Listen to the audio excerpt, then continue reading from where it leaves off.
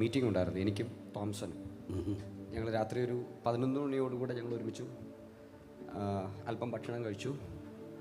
അവിടെ നിന്ന് യാത്ര തിരിച്ചു. ഒരു 11:30 ആയപ്പോൾ ഞങ്ങൾ ആരംഭിച്ചു. ഞങ്ങൾ ഒട്ടും ക്ഷീണിച്ചിരുന്നില്ല, ഒട്ടും ടയേർഡല്ലായിരുന്നു. ഞങ്ങൾ അവിടെ മുതൽ ദൈവവചനം കേട്ടും വോഷിപ്പ്, ധാരാളം യൂട്യൂബിലുള്ള കുറേ വോഷിപ്പുകളും നല്ല സോങ്സൊക്കെ കേട്ട് ഞങ്ങളിങ്ങനെ ഒരുപാട് കർത്താവിൻ്റെ നന്മകളെക്കുറിച്ചൊക്കെ. അതിലൊരു ഉദാഹരണം പറഞ്ഞു കഴിഞ്ഞാൽ, ഞങ്ങൾ അവസാനം കേട്ടുകൊണ്ടിരുന്നൊരു പാട്ടുണ്ടായിരുന്നു, മഹോന്നതൻ നീയെ. കർത്താവിൻ്റെ ദാസൻ ഇമ്മാനുവൽ ഹെൻറി താൻ പാടിയൊരു പാട്ടാണ്. അത് താൻ പാടുന്ന പ്ലാറ്റ്ഫോം എന്ന് പറയുന്നത് നേഷൻസ് ഓഫ് വോഷിപ്പ് എന്ന് പറയുന്ന, അവർ പല രാജ്യങ്ങളിൽ പല ദൈവമക്കളെയും, അതായത് ഇന്ത്യയിലുള്ള അനേക ദൈവമക്കളെ അതിനകത്ത് വളരെ സെലക്റ്റീവായിട്ടുള്ള അഭിഷക്തന്മാരായിട്ടുള്ള സിംഗേഴ്സിനെ തിരഞ്ഞെടുത്തിട്ട് അവരെ ഉപയോഗിച്ച് നടത്തുന്ന ഒരു പ്ലാറ്റ്ഫോമായിരുന്നു. സോ ആ പ്ലാറ്റ്ഫോമിൽ ഇമ്മാനുവൽ ഹെൻറിയെ കണ്ടപ്പോൾ അന്ന് രാത്രിയിൽ എനിക്ക് ഭയങ്കര സന്തോഷമായിരുന്നു. ആ പാട്ട് ഞങ്ങൾ കേട്ടു, ഞങ്ങൾ പരസ്പരം പറഞ്ഞു, താൻ ഒരു സ്റ്റാർ സിംഗർ വേദിയിൽ നിന്ന്, സെക്യുലർ വേൾഡിൽ നിന്ന് ഉയർന്നു വന്ന സ്ഥലത്ത് നിന്ന് ആ ഉയർച്ച ആഗ്രഹിക്കാതെ അത് വിട്ട് കർത്താവിന് വേണ്ടി ഇറങ്ങിയൊരു മനുഷ്യനാണ്. അപ്പോൾ ഞാനപ്പോൾ തോംസനോട് പറയുമായിരുന്നു, മോനെ കണ്ടോ, കർത്താവിന് വേണ്ടി ഒരുത്തൻ വില കൊടുത്തപ്പോൾ ഇന്ത്യയിലെ തിരഞ്ഞെടുക്കപ്പെട്ട അഭിഷക്തന്മാരിൽ ഒരുത്തനായി ദൈവം അവനെ മാനിച്ചു. ആ ദൈവിക മാന്യതയെക്കുറിച്ച് ഞങ്ങൾ സംസാരിച്ച് വന്നുകൊണ്ടിരിക്കുമ്പോഴായിരുന്നു, ഏകദേശം കൊല്ലം കഴിഞ്ഞ് കൊട്ടിയമൊക്കെ കഴിഞ്ഞ് വരുമ്പോൾ പെട്ടെന്ന് ഞങ്ങൾ ജസ്റ്റ് ഒരു ബ്രേക്ക് എടുത്തു. ആ ബ്രേക്ക് എടുത്ത് കഴിഞ്ഞപ്പോൾ, അതുവരെ ഞാനായിരുന്നു ഡ്രൈവ് ചെയ്തിരുന്നത്. ബ്രേക്ക് എടുത്ത് ഞങ്ങൾ കുറച്ച് നേരം കൊട്ടിയത്ത് വന്നപ്പോഴാണ് വണ്ടി നിർത്തുന്നത്. അവിടെ നിന്ന് ഞങ്ങൾ വെള്ളമൊക്കെ കുടിച്ച് ഫ്രഷായി വീണ്ടും വണ്ടി എടുക്കുമ്പോൾ തോംസൺ എന്നോട് പറഞ്ഞു, താൻ ഡ്രൈവ് ചെയ്യാമെന്ന് പറഞ്ഞു. അങ്ങനെ തോംസൺ ഡ്രൈവ് ചെയ്യാൻ തുടങ്ങി. ഞങ്ങളിങ്ങനെ യാത്ര ചെയ്ത് പോകുമ്പോൾ, സംസാരിച്ചുകൊണ്ടിരിക്കുമ്പോൾ ഒട്ടും ക്ഷീണിച്ചിട്ടില്ല. ഈ ആക്സിഡൻറ്റ് നടക്കുന്നതിന് ഒരു 15 മിനിറ്റ് മുമ്പാണ് ഞാൻ എൻ്റെ സീറ്റ് ബെൽറ്റ് എടുത്തിടുന്നത്. അതുവരെ ഞാൻ സീറ്റ് ബെൽറ്റ് ഇട്ടിട്ടില്ലായിരുന്നു. അതൊക്കെ ഒരു ദൈവപ്രവൃത്തിയായിരുന്നു.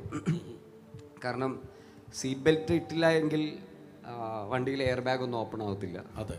എന്നാൽ ആക്സിഡൻറ്റ് നടക്കുന്നതിന് 15 മിനിറ്റ് മുമ്പ് പെട്ടെന്ന് അകത്തൊരു പ്രേരണ ഉണ്ടായി. ഞാൻ സീറ്റ് ബെൽറ്റ് ഒക്കെ എടുത്തിട്ടു. അങ്ങനെ ഇങ്ങനെ പോയിക്കൊണ്ടിരിക്കുമ്പോൾ ഞാൻ ജസ്റ്റ് ഇങ്ങനെ കണ്ണടച്ചിങ്ങനെ ആ സീറ്റിലേക്കൊന്ന് ചാരി ഇരിക്കുമായിരുന്നു. ഉറങ്ങിയിട്ടില്ല, ചെറിയൊരു മയക്കം. ആ മയക്കത്തിൽ ഇങ്ങനെ ഇരിക്കുമ്പോഴായിരുന്നു. ഓൾമോസ്റ്റ് എത്ര മണിയായപ്പോൾ? അപ്പോൾ ഏകദേശം ഒരു 2:30 മണിയായിട്ടുണ്ട് രാത്രി. ഏകദേശം ഒരു 20 മിനിറ്റ് കൂടി കഴിഞ്ഞ് കഴിഞ്ഞാൽ ഞങ്ങളുടെ ഡെസ്റ്റിനേഷൻ എത്തും. കുറച്ച് സമയം ഉണ്ടായിരുന്നുള്ളൂ. അപ്പോൾ ആ സമയം, അപ്പോൾ ഞാൻ കണ്ണടയ്ക്കുന്നതിന് മുമ്പ് ഞാൻ തോംസനോട് പറഞ്ഞിരുന്നു, മോനെ എന്തെങ്കിലും ക്ഷീണം ഉണ്ടെങ്കിൽ നിർത്തിക്കോ, നമുക്ക് ഒരുപാട് സമയമുണ്ട്, അപ്പോൾ അതുകൊണ്ട് പതുക്കെ പോയാൽ മതി. അപ്പോൾ പുള്ളിയും ഒട്ടും ക്ഷീണിച്ചിട്ടില്ലായിരുന്നു. അങ്ങനെയാണ് പോയത്. പക്ഷെ പെട്ടെന്ന് ആക്സിഡൻറ്റ് നടക്കുന്ന സമയത്ത്, അതായത് ആ രണ്ട് വണ്ടിയും തമ്മിലുള്ള ആ ആക്സിഡൻറ്റ് സംഭവിക്കുമ്പോഴാണ് ഞാൻ കണ്ണ് തുറക്കുന്നത്. കണ്ണ് തുറക്കുമ്പോഴേക്കും എയർ ബാഗ് ഇങ്ങനെ വന്ന്, എയർ ബാഗിൻ്റെ ഹിറ്റ് എൻ്റെ മേത്ത് വന്നു. പെട്ടെന്ന് എന്തോ ഒരു കൂർത്ത ഒരു സംഭവം എൻ്റെ കണ്ണിൻ്റെ തൊട്ട് മുകളിൽ ഇവിടെ ഇങ്ങനെ തറഞ്ഞങ്ങ് കയറി. ഒരല്പം മാറിയിരുന്നെങ്കിൽ കണ്ണു പോകുമായിരുന്നു. ഇവിടെ ഉണ്ട് ആ സ്റ്റിച്ച്. അത് സംഭവിച്ചു. പിന്നെ കുറച്ച് നേരത്തേക്ക് ഒന്നും ഓർമ്മയില്ലായിരുന്നു. ഒരു 5 മിനിറ്റ് കഴിഞ്ഞപ്പോഴത്തേക്കും ഞാൻ കണ്ണു തുറന്നു നോക്കുമ്പോൾ ഞങ്ങളുടെ ശരീരത്തിലൂടെ ബ്ലഡ് ഇങ്ങനെ വളരെ ശക്തമായിട്ട് ബ്ലഡ് വരുന്നുണ്ട്. ഞാൻ നോക്കുമ്പോൾ എൻ്റെ ഈ കാല് പൂർണ്ണമായിട്ടും ഇവിടെ നിന്ന്, തുടയിലിൻ്റെ അവിടെ നിന്ന് വട്ടം ഒടിഞ്ഞു പോയി. അത് സീറ്റിൻ്റെ അടിയിലേക്ക് കയറി അത് കുരുങ്ങിപ്പോയി. എനിക്ക് എടുക്കാനൊന്നും പറ്റുന്നുണ്ടായിരുന്നില്ല. ഞാൻ തോംസനെ നോക്കുമ്പോൾ തോംസൻ്റെ സ്റ്റിയറിങ് ഇങ്ങനെ വളഞ്ഞ് തൻ്റെ ഈ റിബ്സിനോട് ചേർന്നിങ്ങനെ ഇരിക്കുന്നതും, ടോട്ടലി ഞങ്ങളുടെ ഈ ഫ്രണ്ട് സൈഡ് കംപ്ലീറ്റ് ഞങ്ങളുടെ ഏറ്റവും തൊട്ടരികത്തെത്തി. ഞങ്ങളെ ഇടിച്ച് ഞങ്ങളെ അകത്തോട്ടത് വളരെയധികം പ്രസ് ചെയ്തു. ഞാനപ്പോൾ തോംസനെ വിളിച്ചപ്പോൾ തോംസൺ അപ്പോഴാണ് സംസാരിക്കാൻ തുടങ്ങിയത്. അപ്പോൾ ഞാൻ ചോദിച്ചു, മോൻ എന്താ പറ്റിയേ? അപ്പോൾ തോംസൺ പറഞ്ഞ, വെച്ചാൽ എനിക്ക് അറിയില്ല എന്താ സംഭവിച്ചെന്ന്, ഒരു ഓർമ്മ കിട്ടുന്നില്ല, പക്ഷേ എന്നോട് ക്ഷമിക്കച്ച, പറ്റിപ്പോയി. ഞാൻ അപ്പോൾ പറഞ്ഞു, മോനെ ഒരിക്കലും അങ്ങനെ പറയല്ലേ, കുഴപ്പമില്ല, അത് വിഷയമാക്കണ്ട, നീ ആ ഭാരപ്പെടണ്ട, So, ഇതെല്ലാം വണ്ടിക്കകത്തിരുന്ന വണ്ടിക്കകത്തിരുന്നാണ് പറയുന്നത്. ഉടനെ അടുത്ത ചോദ്യം എന്ന് പറയുന്നത് അത് ശരിക്കും എന്നെയും തകർത്തു, തോംസനെയും തകർത്തു. അടുത്ത ചോദ്യം തോംസൻ്റെ ഇങ്ങനെയായിരുന്നു വെച്ചാൽ നമ്മൾ മരിച്ചു പോകുമോ? കാരണം ഞങ്ങൾക്ക് മനസ്സിലായി ഞങ്ങളുടെ ശരീരത്തിൻ്റെ നിയന്ത്രണം കംപ്ലീറ്റ് ആയിട്ട് ഞങ്ങളിൽ നിന്ന് പോയി. എനിക്ക് പലതും ചെയ്യണമെന്നുണ്ട്, എനിക്ക് അവനെ ഒന്ന് എത്തിപ്പിടിക്കണമെന്നുണ്ട്, ഒന്ന് ആശ്വസിപ്പിക്കണമെന്നുണ്ട്. പക്ഷേ ഞങ്ങൾക്ക് അനങ്ങാൻ പോലും പറ്റുന്നില്ല. ഞാൻ ടോട്ടലി ബ്രോക്കൺ ആയിരുന്നു. പക്ഷെ പെട്ടെന്നൊരു ദൈവശക്തി എൻ്റെ മേൽ, ഞാൻ പെട്ടെന്ന് അവനോട് പറഞ്ഞു, ഇല്ല മോനെ, നമ്മൾ തകർന്നു പോകില്ല, തകർന്നു പോകില്ല. നീ യേശുവിനെ വിളിക്കേ, നീ കർത്താവിനെ വിളിക്കേ, ദൈവം നമ്മളെ രക്ഷിക്കും. ഇത് പറഞ്ഞ് ഞങ്ങളുടെ ഡോറ് തുറക്കാൻ ആൾ വരുമ്പോൾ ഞങ്ങളുടെ വാഹനത്തിനകത്തുനിന്ന് യേശുവേ യേശുവേ എന്നുള്ള വിളിയല്ലാതെ അയ്യോ അമ്മ എന്നുള്ള വിളിയൊന്നും അല്ലായിരുന്നു. കരച്ചിലിൻ്റെ ബഹളമൊന്നും ആയിരുന്നില്ല. ഇങ്ങനെ ബ്ലഡ് ഇങ്ങനെ ഒഴുകിക്കൊണ്ടിരിക്കുമ്പോഴും തോംസനാകട്ടെ ഞങ്ങൾ രണ്ടുപേരും യേശുവേ യേശുവേ യേശുവേ യേശു, ഈ ഒരു ശബ്ദമല്ലാതെ ആ കാരണത്ത് വേറെ ഇല്ലായിരുന്നു. എൻ്റെ സൈഡിൽ പെട്ടെന്ന് അവർ വന്ന് തുറന്നു, ഓപ്പൺ ചെയ്തവർ 3-4 പേര് വന്നിട്ട് എന്നെ പെട്ടെന്ന് വലിച്ചിറക്കാൻ നോക്കി. അപ്പം ഞാൻ പറഞ്ഞു എൻ്റെ കാലിങ്ങനെ ടോട്ടലി ബ്രോക്കണാണ്. അപ്പോൾ അവർ നോക്കിയപ്പോൾ അവർക്ക് മനസ്സിലായി എൻ്റെ കാല് കാണുന്നില്ല, സീറ്റിൻ്റെ അകത്തേക്ക് ഇങ്ങനെ കയറിയിരിക്കുക. പെട്ടെന്ന് ഇവർ പറഞ്ഞു എടുക്കാതിരിക്കാൻ പറ്റില്ലല്ലോ, അതുകൊണ്ട് ഞങ്ങൾ വലിക്കുകയാണ് എന്ന് പറഞ്ഞപ്പോൾ പെട്ടെന്നൊരു മനുഷ്യൻ, അത് ഒരു വെള്ള ഷർട്ടും മുണ്ടും കൊടുത്ത് നല്ല ഹൈറ്റും നല്ല വണ്ണമൊക്കെ ഉള്ള ഒരു മനുഷ്യൻ, എല്ലാവരും ഇങ്ങനെ മാറി നിൽക്കടാന്ന് പറഞ്ഞ് എല്ലാവരും ഇങ്ങനെ സൈഡിലേക്ക് ഇങ്ങനെ തള്ളി മാറ്റി അകത്തേക്ക് വന്ന് എൻ്റെ അരികിലേക്ക് വന്നിട്ട് പറഞ്ഞു, മോനെ നീ ആ കൈ എൻ്റെ തോളയിലേക്ക് ഇട്ടോ, ഞാൻ നിന്നെ എടുത്തോളാം. ഞാൻ പെട്ടെന്ന് കൈ തോളിലേക്ക് ഇട്ടു. ഇദ്ദേഹം അതെങ്ങനെ ആ കാലം അവിടെ നിന്ന് പുറത്തു വന്നെന്ന് എനിക്കിപ്പോഴും അറിയില്ല. കാരണം അത്രയും അത് ഒരു തരത്തിലും പുറത്തേക്ക് എടുക്കാൻ പറ്റാതെ വളഞ്ഞ് പിരിഞ്ഞ് ഒരു വല്ലാത്തൊരവസ്ഥയിൽ അതിനകത്തായിരുന്നു. പക്ഷേ ആ മനുഷ്യൻ ഒരു പൂ പറിക്കുന്ന ലാഘവത്തോടു കൂടെ ഈസി ആയിട്ട് എന്നെ കോരി ഇങ്ങെടുത്തു. എന്നെ കോരി എടുത്തിട്ട് താൻ പുറത്തേക്ക് വന്നു. അപ്പോൾ ആരൊക്കെ വിളിച്ചു പറഞ്ഞു, ആ കടയുടെ തിണ്ണയിലേക്ക് കൊണ്ടുപോയി കിടത്താൻ പറഞ്ഞു. ആ മനുഷ്യൻ്റെ ഒരു ശബ്ദമുണ്ട്, അപ്പോൾ ആംബുലൻസ് വരാതെ ഞാൻ നിന്നെ തറയിൽ വെക്കത്തില്ല. ആ വാക്കുകളൊക്കെ ഇപ്പോഴും എൻ്റെ അകത്ത് നിറഞ്ഞു നിൽക്കുകയാണ്. ആംബുലൻസ് വരാതെ ഞാൻ നിന്നെ തറയിൽ വെക്കില്ല, ഞാൻ ധൈര്യമായിട്ടിരുന്നു. ഇതും പറഞ്ഞ് ആംബുലൻസ് വന്ന് എന്നെ അതിനകത്ത് കിടത്തുന്നത് വരെ ഏകദേശം ഒരു 10-72 കിലോ ഉണ്ട് ആ സമയത്ത് എനിക്ക് വെയിറ്റ്. ആ വെയിറ്റും താങ്ങി പിടിച്ച് ശരീരത്തിൽ നിന്ന് ഇങ്ങനെ ധാരയായിട്ട് ബ്ലഡ് ഒഴുകിക്കൊണ്ടിരിക്കുന്ന ഒരു മനുഷ്യനെ കൊണ്ട് ഒരു കുറഞ്ഞതൊരു 15 മിനിറ്റെങ്കിലും ആ മനുഷ്യൻ എന്നെയും പിടിച്ചുകൊണ്ട് ആ റോട്ടിൽ തന്നെ നിന്നു. ആംബുലൻസ് വന്ന് എന്നെ അതിനകത്തേക്ക് കിടത്തി എൻ്റെ തോളിൽ തട്ടിയിട്ട് പറഞ്ഞു, മോനെ നീ പേടിക്കണ്ട, നിനക്കൊന്നും സംഭവിക്കില്ല. ഈ വാക്ക് പറഞ്ഞിട്ടാണ് ഞാൻ പോകുന്നത്. അപ്പോൾ തന്നെ ആ സമയത്ത് തന്നെ ഫയർഫോഴ്സ് എത്തി. അപ്പോൾ തോംസൻ്റെ സൈഡ് കംപ്ലീറ്റ്ലി ലോക്കായിരുന്നു. ആ സൈഡ് മൊത്തം അവർ കട്ട് ചെയ്തിട്ടാണ് തന്നെ പുറത്തെടുക്കുന്നത്. ഞങ്ങളെ രണ്ടുപേരെയും വേഗത്തിൽ തന്നെ തൊട്ടടുത്തുള്ളൊരു KTCT ഹോസ്പിറ്റലിലേക്ക് എത്തിച്ചു. ഒരു ചോദ്യം ഇടയ്ക്ക് കയറി ചോദിക്കുക. ആ നിർണായക ഘട്ടത്ത് ആ ദൃഢമായ തീരുമാനത്തോടെ വന്ന് സഹായിച്ച ആ നല്ല ആരോഗ്യമുള്ള വെള്ള വസ്ത്രധാരിയെ പിന്നെ എപ്പോഴേലും കണ്ടിട്ടുണ്ടോ? ഇല്ല. അതിൻ്റെ ഏറ്റവും ഞങ്ങളുടെ ആക്സിഡൻറ്റ് കഴിഞ്ഞ ആ സമയത്ത് അവിടെ ഒരു ഓൺലൈൻ മീഡിയ ടീം വന്നിട്ടുണ്ടായിരുന്നു, ഒരു വിസ്മയ ന്യൂസ് എന്ന് പറഞ്ഞിട്ട്. അവർ ആ സമയത്ത് ഞങ്ങളുടെ ആക്സിഡൻറ്റ് നടന്ന വണ്ടി അവിടെ നിന്ന് സൈഡിലേക്ക് മാറ്റുന്നത്, റോഡ് ക്ലീൻ ചെയ്യുന്നത്, അവിടുത്തെ സിറ്റുവേഷൻസ് എല്ലാം അവർ കവർ ചെയ്തിട്ടുണ്ട്, അവരുടെ ന്യൂസിനകത്തുണ്ടായിരുന്നു. ഞാൻ ആ ന്യൂസ് 3-4 പ്രാവശ്യം ആവർത്തിച്ച് കണ്ടു. കാരണം എനിക്ക് ആ മനുഷ്യനെ ഒന്ന് കണ്ടുപിടിക്കണമായിരുന്നു. എക്സാക്ട്ലി. ഞാൻ അതിനകത്ത് മുഴുവൻ തിരഞ്ഞു, അങ്ങനെ ഒരാളെ അതിനകത്ത് കണ്ടില്ല. അങ്ങനെ ഒരാളെ അതിനകത്ത് കണ്ടില്ല. ബാക്കി പലരും ഉണ്ടായിരുന്നു.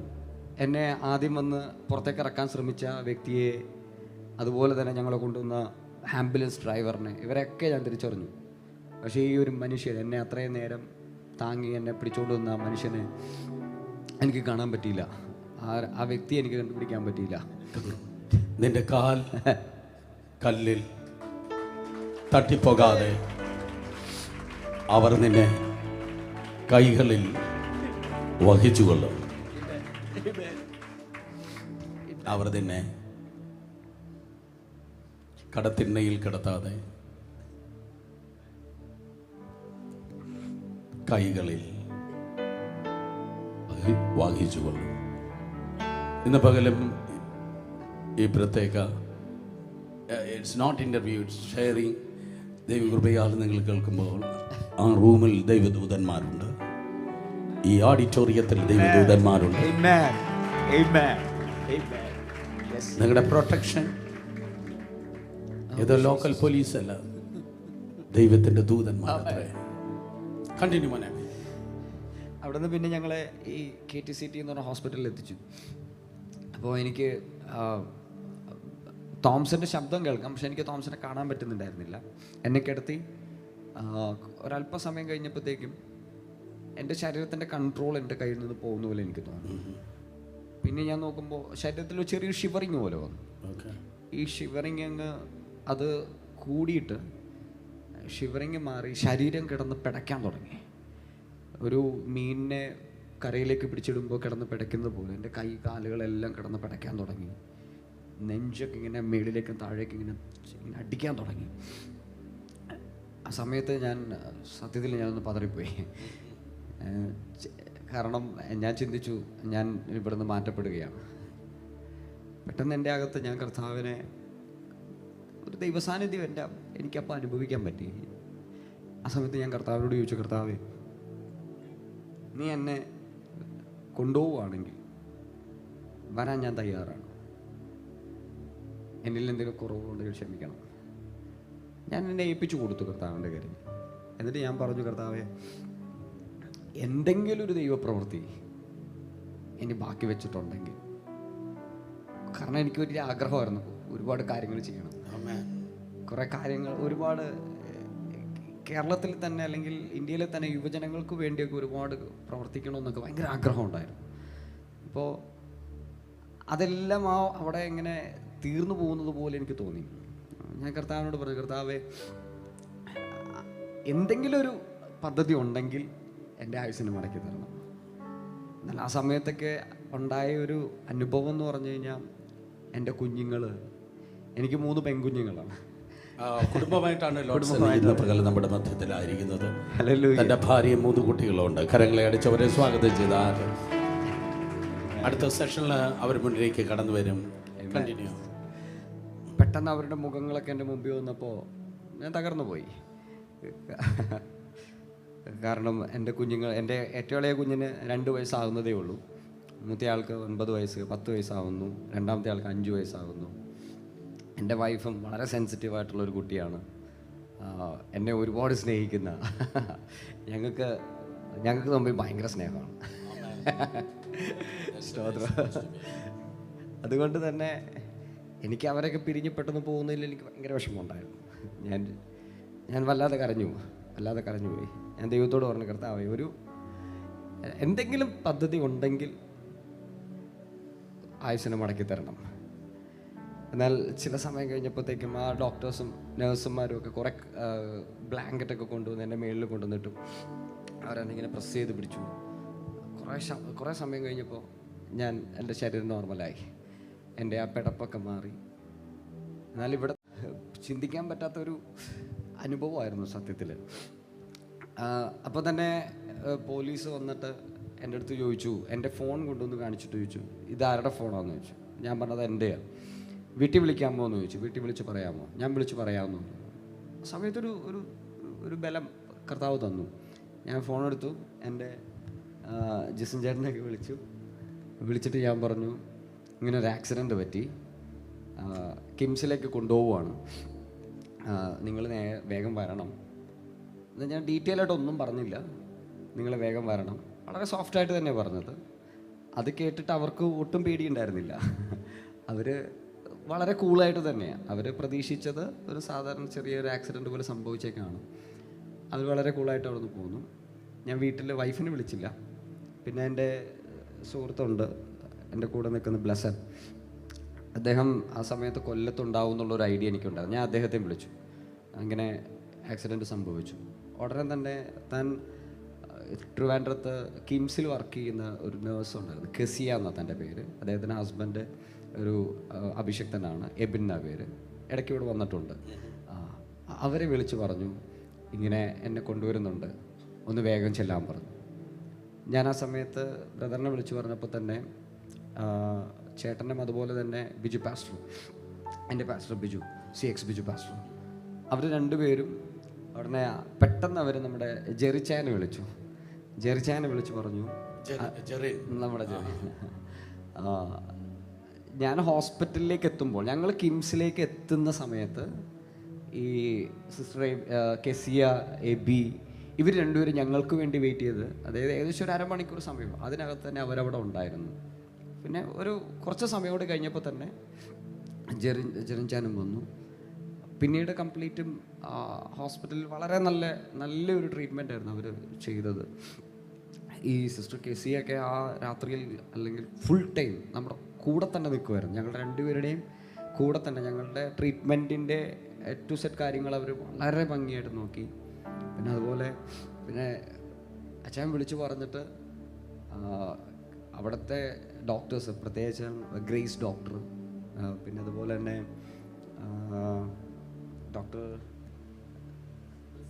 ഡോക്ടർ ബ്ലെസ്സി, ഞാൻ പേര് പെട്ടെന്ന് മറന്നുപോയി, sorry, really sorry. Okay, sorry. Okay, ഞാൻ അവരെല്ലാവരും വേഗത്തിൽ തന്നെ വന്നു. പിന്നെ അതുപോലെ തന്നെ കിംസിൽ വർക്ക് ചെയ്തിരുന്ന ഡോക്ടർ ജെറി, ഈ വ്യക്തികളെല്ലാം അവർ ശരിക്കും അല്ല. അതുപോലെ തന്നെ പിറ്റേ ദിവസം പോലെ അച്ഛനൊക്കെ അവിടെ ഫുൾ ടൈം അവിടെ ഉണ്ടായിരുന്നു. പിന്നെ അതുപോലെ തന്നെ നമ്മുടെ ഷോബൽ ചാൻ. പിന്നെ ആക്ച്വലി എനിക്ക് പറയേണ്ട ഏറ്റവും കൂടുതൽ ഈ ടൈം ഞാൻ സെപ്പറേറ്റ് ചെയ്തത് ലോഡ്സിന് വേണ്ടി മാത്രമല്ല, യഥാർത്ഥ ദൈവസ്നേഹം വെളിപ്പെടുത്തുന്ന ആമേൻ വളരെ വളരെ വളരെ ചെറിയൊരു മൈനോറിറ്റി എല്ലാ സഭകളിലും ഉണ്ട്, ക്രൈസ്റ്റ് സെൻ്ററിലുണ്ട്.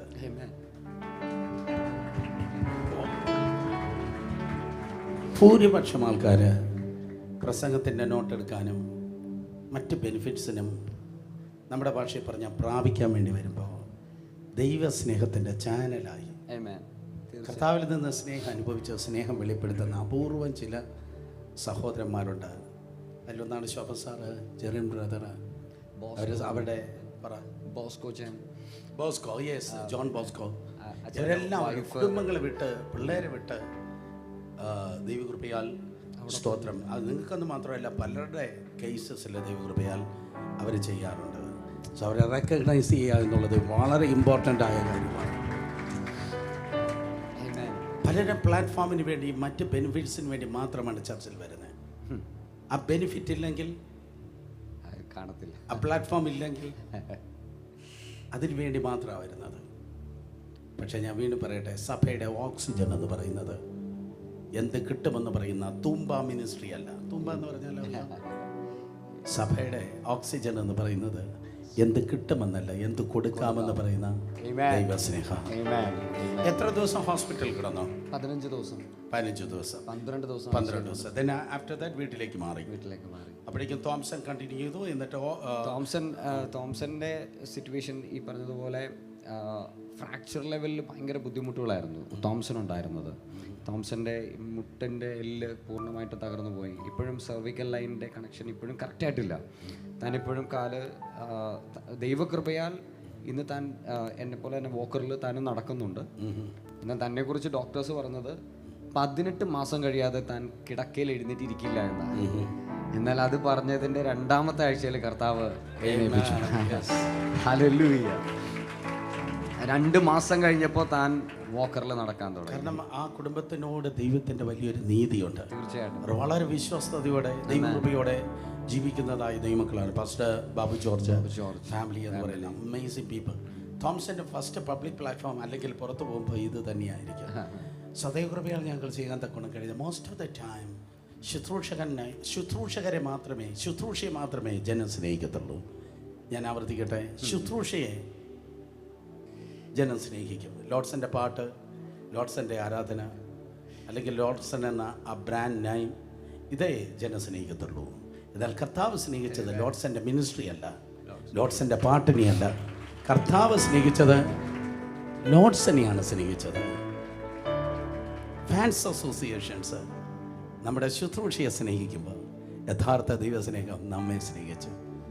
സ്തോത്രം. വീട്ടിൽ പോയി റെസ്റ്റ് ചെയ്തു, കുഞ്ഞുങ്ങളെ കണ്ടു. അപ്പോഴേക്കും പകുതി ജീവനായി.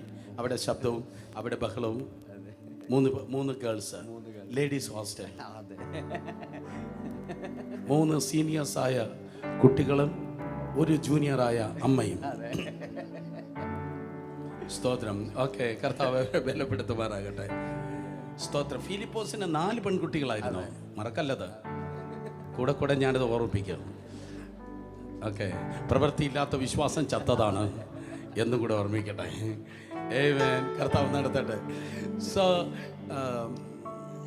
എങ്ങനെയായിരുന്നു തുടർന്ന് എല്ലാ പാസ്റ്റേഴ്സും കഴിഞ്ഞ ദിവസങ്ങളിൽ നമ്മൾ പോയ സഞ്ചരിച്ച സ്ഥലങ്ങളുണ്ടായിരുന്നു, ശുശ്രൂഷ പ്ലാറ്റ്ഫോം ഉണ്ടായിരുന്നു. സോ അവിടെയുള്ള പാസ്റ്റേഴ്സൊക്കെ വിളിക്കുകയും എല്ലാവരും തീർച്ചയായിട്ടും സാധാരണമായിരുന്നു. ഞാൻ ഇത് പറയുമ്പോൾ എനിക്കൊരു അഭിമാനമുണ്ട്. കാരണം ഞാൻ ഒട്ടും പ്രതീക്ഷിക്കാത്ത ഒരു തലമായിരുന്നു അത്. കാരണം ഈ ആക്സിഡൻറ്റ് കഴിഞ്ഞ് ഹോസ്പിറ്റലിലേക്ക് ഞങ്ങൾ കയറുന്ന സമയം മുതൽ എൻ്റെ അകത്തുണ്ടായിരുന്ന ടെൻഷൻ ഉണ്ടായിരുന്നു. കാരണം എങ്ങനെ ഇതൊക്കെ തരണം ചെയ്ത് പുറത്തിറങ്ങും, എങ്ങനെയായിരിക്കും കാര്യങ്ങളൊക്കെ മുമ്പോട്ട് കൊണ്ടുപോവുക. പക്ഷേ ദൈവമക്കളുടെ സ്നേഹവും അവർ കാണിച്ച സഹകരണവും സഭയിൽ സ്തോത്രം പലപ്പോഴും മറഞ്ഞിരിക്കുകയാണ്. ഒരു പ്രത്യേക ആവശ്യം വരുമ്പോഴാണ് അത് പോപ്പപ്പ് ചെയ്യുന്നത്, അല്ലെങ്കിൽ അത് പുറത്തു വരുന്നത്. അത് ഒരു ഭൂരിപക്ഷ ആൾക്കാരിലല്ല, ഒരു ന്യൂനപക്ഷത്തിൽ. ഒരുപാട് പേര് ഫോണിൽ വിളിക്കുകയും നേരിട്ട് വന്ന് കാണുകയും കൈത്താങ്ങൽ തരികയും. ആരംഭം ഇവിടുന്ന് തന്നെയാണ്. കാരണം എൻ്റെ സർജറി തുടങ്ങണമെങ്കിൽ ഒരു എമൗണ്ട് കെട്ടിവെക്കണമായിരുന്നു. പക്ഷെ ആ സമയത്ത് ഞങ്ങളുടെ കയ്യിൽ അത് ഉണ്ടായിരുന്നില്ല. പക്ഷേ ക്രൈസ്റ്റ് ചർച്ചാണ് അത് നമുക്ക് വേണ്ടി ചെയ്തത്. ലോട്ട്സനെ അതിൽ എനിക്ക് ഹൈലൈറ്റ് ചെയ്ത് പറയാൻ പറ്റുന്നത്, ഞാൻ ഇന്ത്യയിലെ 19 സംസ്ഥാനങ്ങളിൽ വളരെ തിരക്കോടെ സഞ്ചരിക്കുന്ന ഒരു സീസണായിരുന്നു അത്. പക്ഷേ എനിക്ക് ആവേശത്തോടെ ചെയ്യുന്ന ഒരു ശുശ്രൂഷയുണ്ട്, വളരെ അത്യാവശ്യമായൊരു ശുശ്രൂഷ. അത് ക്രൂസേഡോ അമേരിക്കയോ TV മിനിസ്ട്രിയോ ഒന്നല്ല. മുറിവേറ്റവൻ്റെ മുറിവുകളെ കെട്ടുക. കാരണം മുറിഞ്ഞവർക്ക് മാത്രമേ മുറിവേറ്റവൻ്റെ വേദന അറിയത്തുള്ളൂ. അതുകൊണ്ടാണ് തിരുവചനം പറയുന്നത്, കർത്താവ് നന്മ ചെയ്തും കൊണ്ട് ചുറ്റി സഞ്ചരിച്ചു. സ്തോത്രം. സാത്താൻ വാക്കിലും പ്രവൃത്തിയിലും മറ്റുള്ളവരെ മുറിവേൽപ്പിപ്പാൻ എഴുന്നേൽപ്പിക്കുമ്പോൾ ഒരു കയ്യിൽ എണ്ണയും മറ്റേ കയ്യിൽ വീഞ്ഞുമായി മുറിവ് കെട്ടുവാൻ ദൈവം നമ്മെ ബലപ്പെടുത്തട്ടെ. ഞാൻ വളരെ സന്തോഷത്തോടെ വളരെ താഴ്മയോടെ പറയട്ടെ, പ്രത്യേകിച്ച് ദൈവദാസന്മാർ, നിങ്ങൾ വർഷിപ്പ് ലീഡേഴ്സ് ആയിരിക്കാം, നിങ്ങൾ ഇവാഞ്ചലിസ്റ്റ് ആയിരിക്കാം, നിങ്ങൾ പാസ്റ്റേഴ്സ് ആയിരിക്കാം, ഒറ്റയ്ക്ക് ശുശ്രൂഷ ചെയ്യുന്നവരായിരിക്കാം. എപ്പോഴാണോ നിങ്ങൾക്കൊരു ഗതശമനം വരുന്നത്, നിങ്ങൾ തനിയാകുന്നത്, രാത്രിയിൽ ഉറക്കം വരാത്ത സന്ദർഭങ്ങൾ കടന്നു വരുന്നത്, ഏത് ദൈവദാസനാണോ, ഏത് സഭയാണോ, ഏത് ജാതിയാണോ, അതെ തീർച്ചയായിട്ടും നിങ്ങൾ ഒറ്റപ്പെടുമ്പോൾ, നിങ്ങൾ മുറിവേൽക്കുമ്പോൾ അവിടെ ബ്രദർ സുരേഷ് ബാബു ഉണ്ടായിരിക്കാൻ ആഗ്രഹിക്കുന്നു. നിങ്ങളുടെ പുരുഷാരത്തിൻ്റെ നടുവിലല്ല, നിങ്ങളുടെ ഗതശമനയിൽ. കാരണം ബൈബിൾ ഒരു സ്നേഹ പുസ്തകമാണ്. ലോഡ്സൺ കിടന്നതല്ല, പച്ചയായ പുൽപ്പറത്തിൽ കിടത്തുന്നു. പക്ഷെ കിടന്നതുപോലെ അല്ല എഴുന്നേറ്റത്. നമ്മൾ കിടന്നതല്ല, നമ്മൾ കിടത്തിയതാണ്. പക്ഷേ സ്തോത്രം, ദൈവം നമ്മെ എഴുന്നേൽപ്പിക്കുന്നത് ഒരു പുതിയ ശക്തിയിലും ബലത്തിലുമാണ്. ഓക്കെ, അവസാനമായി ഞാൻ ഒരു സെക്കൻഡ് കൊണ്ട് അവസാനിപ്പിക്കട്ടെ. സ്തോത്രം. ദെൻ ഫൈനലി ഈ ഒരു സെനാരിയയിൽ ലഭിച്ചതായ ലെസൺ എന്ന് പലരും ചോദിക്കും. പക്ഷേ എനിക്കത് ചോദിക്കാൻ, ഇത് ലഭിച്ചതായ ഒരു റെവലേഷൻ എന്തായിരുന്നു? ശക്തമായൊരു റെവലേഷനായിരുന്നു. നമ്മുടെ ജീവിതത്തിൽ നമ്മൾ മുമ്പോട്ട് പോകുമ്പോൾ ഉയർച്ചയുടെ പല ഘട്ടങ്ങളുണ്ട്. അപ്രതീക്ഷിതമായി നമ്മിൽ വരുന്ന ആഘാതങ്ങൾ ഇതിനെല്ലാം തകർക്കും. നമ്മുടെ പാസ്റ്റ് എന്തായിരുന്നു എന്നോ അല്ലെങ്കിൽ നമ്മൾ ആരായിരുന്നു എന്തായിരുന്നു എന്നുള്ളതൊക്കെ അവിടെ തകരും. പിന്നീട് അങ്ങോട്ടുള്ള ഒരു സെക്കൻഡ് ചലിക്കണമെങ്കിൽ അത് ദൈവം ഇറങ്ങി വരാതെ, കർത്താവ് ഇറങ്ങി വരാതെ ഒരു ചലനം ഉണ്ടാകില്ല എന്നുള്ളൊരു സിറ്റുവേഷനിൽ ആ സമയത്ത് ശരിക്കും പറഞ്ഞാൽ പലരും നമ്മൾ തകർന്നു പോകുന്നതും ചോദ്യങ്ങൾ ഉയരുന്നതും ദൈവസന്നിധി കിടന്ന് കരയുന്നതും വെൽക്കം ടു ദ ക്ലബ്, കർത്താവിനോട് എനിക്ക് എന്തുകൊണ്ട് ഇങ്ങനെ സംഭവിച്ചു എന്ന് പറയുന്നതും, ഇങ്ങനെ ഒരുപാട് കാര്യങ്ങൾ നമ്മുടെ മനസ്സിലൂടെ കടന്നു പോകും. എന്നാൽ ഈ കഴിഞ്ഞ 3.5 മാസത്തിൽ എനിക്ക് വ്യക്തമായിട്ട് വിളിച്ചു പറയാൻ പറ്റും, ഇന്ന് വരെ ഞാൻ ദൈവത്തോട് ചോദിച്ചിട്ടില്ല എന്തുകൊണ്ടെന്ന്. ഞാൻ ഇതുവരെ ചോദിച്ചിട്ടില്ല. എൻ്റെ അടുത്ത് നിരവധി ആളുകൾ നിരവധി കാര്യങ്ങൾ പറഞ്ഞു. എനിക്കത് കേൾക്കണ്ട, മനുഷ്യന്റെ ശബ്ദം എനിക്ക് കേൾക്കണ്ട. പറ, ദൈവം എന്താണ് പറഞ്ഞത്? പിശാചിന്റെ ശബ്ദത്തിനും മനുഷ്യന്റെ ശബ്ദത്തിനും നമ്മുടെ സിസ്റ്റത്തിൽ സ്ഥാനമില്ല. ആകാശവും ഭൂമിയും മാറിപ്പോയാലും പുല്ലുണങ്ങും പൂവാടും, കർത്താവിന്റെ വചനം എന്നേക്കും നിലനിൽക്കും. കള്ളം പറയാത്ത, പണിയുന്ന, നിലനിർത്തുന്ന, മങ്ങിക്കത്തുന്ന, നമ്മെ ഭാവിയിൽ ആളിക്കത്തലിന് വേണ്ടി ഒരുക്കിക്കൊണ്ടിരിക്കുന്ന, പറഞ്ഞു പറ്റിക്കാത്ത ദൈവം എന്താ പറഞ്ഞത്? എന്നോട് ദൈവം പറഞ്ഞൊരൊറ്റ കാര്യമായിരുന്നു, മോനെ, കാനായിലെ കല്യാണത്തില് വീഞ്ഞു തീർന്നപ്പോ വെള്ളത്തോട് ചോദിച്ചിട്ടല്ല ഞാനതിനെ വീഞ്ഞാക്കിയത്. നിന്റെ ജീവിതത്തിൽ അല്ലെങ്കിൽ നിനക്ക് മുൻപോട്ടുള്ള ഒരു യാത്രയിൽ നിന്നെ നടത്തേണ്ടത് ഞാനായിരിക്കെ എനിക്ക് നിന്നോട് പലതും ചോദിക്കേണ്ട കാര്യമില്ല, പലതും എനിക്ക് നിന്നോട് പറയേണ്ട ആവശ്യമില്ല. എനിക്ക് ചിലത് ചെയ്യുവാനുണ്ട്. ഞാൻ ചെയ്താൽ ഒരിക്കൽ നീ പച്ചവെള്ളമായിരിക്കും, എന്നാൽ ഞാൻ ചെയ്താൽ നീ വീഞ്ഞായി തന്നെ പുറത്തു വരും.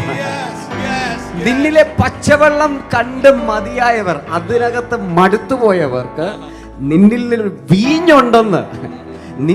വീഞ്ഞുണ്ടെന്ന് തെളിവാക്കുന്നൊരു ദിവസങ്ങളിലേക്ക് ഞാൻ നിന്നെ കരം പിടിച്ചെഴുന്നേൽപ്പിക്കും. ഹല്ലേലൂയ. ദൈവം പറയത്തില്ല, പക്ഷെ ദൈവം ചെയ്യും. അത് പിശാച് കണ്ട് ലജ്ജിക്കട്ടെ, അത് മനുഷ്യൻ കണ്ട് മഹത്വമെടുക്കട്ടെ. കർത്താവിന് എന്തൊക്കെ ചെയ്യാൻ കഴിയുമെന്നുള്ള ഒരിക്കൽ കൂടെ ഉയർത്തെഴുന്നേറ്റ് എന്നും ജീവിക്കുന്ന കർത്താവിന് എന്തൊക്കെ ചെയ്യാൻ കഴിയുമെന്നുള്ള പ്രദർശനശാലകളായി നമ്മുടെ ജീവിതം ദൈവത്തിന്റെ കൃപയിൽ ആയി തീരുമാറാകട്ടെ. കമാൻ ക്രൈസ്തന്റെ എഴുന്നേറ്റ് നിന്ന് കർത്താവിനെ മഹത്വപ്പെടുത്തിയാട്ടെ. ദൈവത്തിന്റെ പ്രദർശനശാലകൾ, ക്രിസ്തുവിന്റെ പ്രദർശനശാലകൾ. I sense the presence of God. ദൂതന്മാരെ അയച്ചു വിടുവിക്കുന്ന ദൈവം, അവന്റെ നോട്ടം നിന്റെ മേലുണ്ട്, അവന്റെ പരിപാലനം നിന്റെ മേലുണ്ട്, അവന്റെ കരം നിന്റെ മേലുണ്ട്. വെബ് സ്ട്രീം ഭവനങ്ങളിൽ ഇരുന്ന് വാച്ച് ചെയ്യുന്നവർ ഉൾപ്പെടെയുള്ളവർ, put your hands together, രണ്ട് കരങ്ങളെ അടിച്ച് ശക്തിയോടെ ദൈവത്തെ